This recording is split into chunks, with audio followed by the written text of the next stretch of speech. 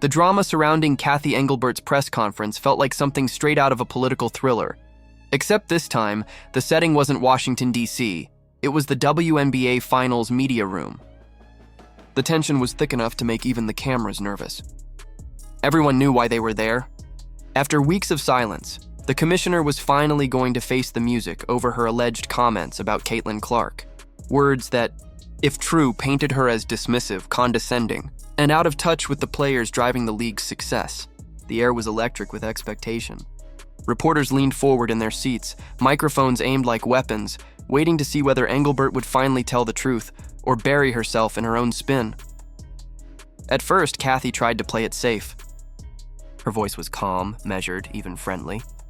She thanked the media for their coverage, praised the players, and spoke of growth and unity like a CEO reciting a mission statement.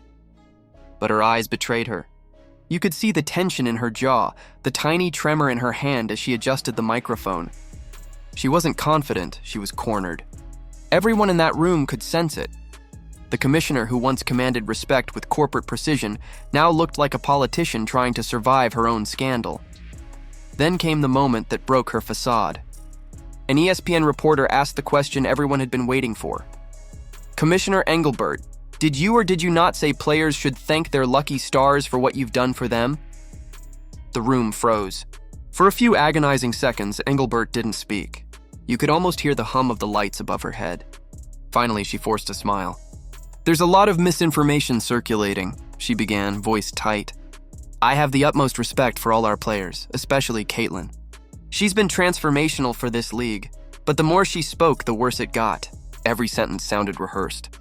Every denial felt like deflection. When she said Caitlin Clark's name, it didn't sound genuine. It sounded like a strategy, the kind of name-dropping meant to distract rather than connect. When another reporter pressed her, "Just to confirm, you're denying the statement entirely?" Engelbert's tone wavered again. "That's not accurate," she insisted, before diving into a rambling tangent about collective bargaining, media distortion, and misinformation. The crowd wasn't buying it. Even through the TV, you could feel the air draining from the room. By the end of her statement, Engelbert looked small behind the podium, like the walls were closing in. The confident executive who once represented the league's rise was now stumbling over her own denials. Clips of her shaky answers went viral within minutes. Fans dissected every word, every blink, every nervous smile. Some mocked her evasions. Others noted how she kept mentioning her family, almost as if to guilt the audience into sympathy. "I'm human too," she said, her voice trembling. "I have kids who are devastated by these lies." But the attempt backfired. Instead of appearing relatable, she sounded desperate. Fans weren't moved, they were angry.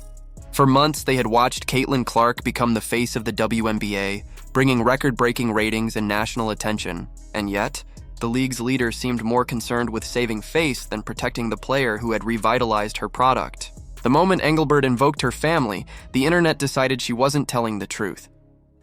Then came the next blow. A reporter from the back asked, "Do you believe you're still the right person to lead this league?" Engelbert stiffened. She tried to laugh it off. "I've never been a quitter," she said, attempting a smile that didn't reach her eyes. "I've been in business for 40 years. Leadership means facing tough situations. The cream always rises to the top." But her tone, uneven, defensive, betrayed the fear underneath. This wasn't confidence. This was a public unraveling. Within hours, social media exploded. Hashtags like a Fire Engelbert and WNBA leadership crisis began trending. Fans compared her press conference to a hostage video. Every line too polished, every smile too forced. Sports analysts replayed her answers on loop, pointing out the exact moment she seemed to lose control. ESPN ran a split-screen comparison between Engelbert's denial and footage of Caitlin Clark signing autographs for children. The contrast was brutal. One image showed authenticity.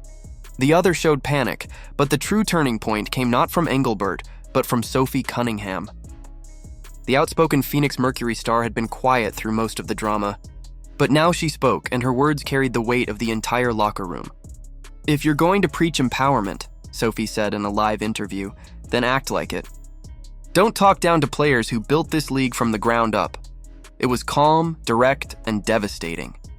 In one sentence, Sophie said what every player had been whispering behind closed doors. The clip spread like wildfire. Within hours, she was trending across X and TikTok, hailed as the voice the league needed. Players from multiple teams reposted her quote. Even Caitlin Clark quietly liked one of her posts about accountability, a subtle but unmistakable show of solidarity.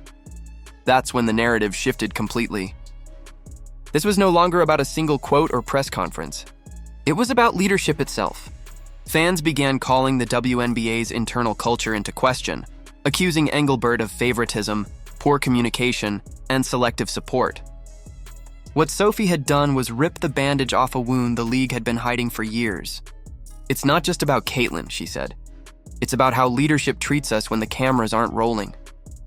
Suddenly, the story wasn't Engelbert versus Clark. It was players versus the system.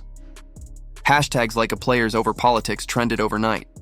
The league's PR team tried to spin Sophie's comments as a misunderstanding, but fans weren't buying it. They saw her as brave, not reckless. Authentic, not divisive. Every word she said only made Engelbert look more robotic, more disconnected, more irrelevant. Then came the rumor that changed everything. The alleged recording. It started with a single tweet claiming that Nafisa Collier had proof of Engelbert's comments. Within hours, the phrase "drop the tape" was everywhere.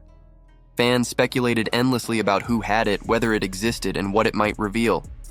The truth always comes out no matter how high up you are, Sophie posted cryptically to her Instagram story that night.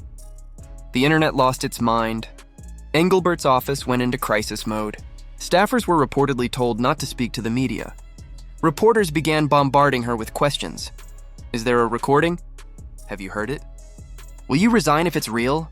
Her responses were short, clipped, defensive. I've said all I need to say, she repeated. But her silence only made things worse. The lack of denial felt like confirmation. Podcasters began analyzing her tone like crime scene investigators. Body language experts broke down her micro-expressions frame by frame. You can see the fear in her eyes, one analyst said. This isn't confidence, it's panic. Whether a recording existed or not, the damage was irreversible. Engelbert had lost the narrative. Worse, she had lost the trust. By the end of the week, calls for her resignation had grown deafening. Fans from every team, Chicago, Phoenix, Indiana, New York, united for the first time in years, not over a game, but over a cause. If the players don't believe in her anymore, what's left? One ESPN panelist asked bluntly. That question echoed across the sports world.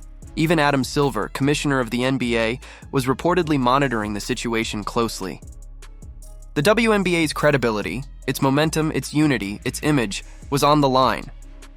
And for the first time, insiders hinted that Engelbert's job might truly be in jeopardy. Kathy Engelbert's unraveling had become more than a scandal. It was a reckoning. Her meltdown exposed the cracks in a league that prided itself on empowerment, but silenced its players when it mattered most. Sophie Cunningham's courage turned a controversy into a movement, and Caitlin Clark's silence spoke louder than any press release. The power dynamic had shifted. The players were done being managed, they wanted to be heard. Whether the recording exists or not, no longer matters. The truth already came out in front of the cameras. Engelbert's composure was gone, her credibility shattered, and her league on the edge of rebellion. The only question left is simple. Can the WNBA survive its own leadership before the players take control for good?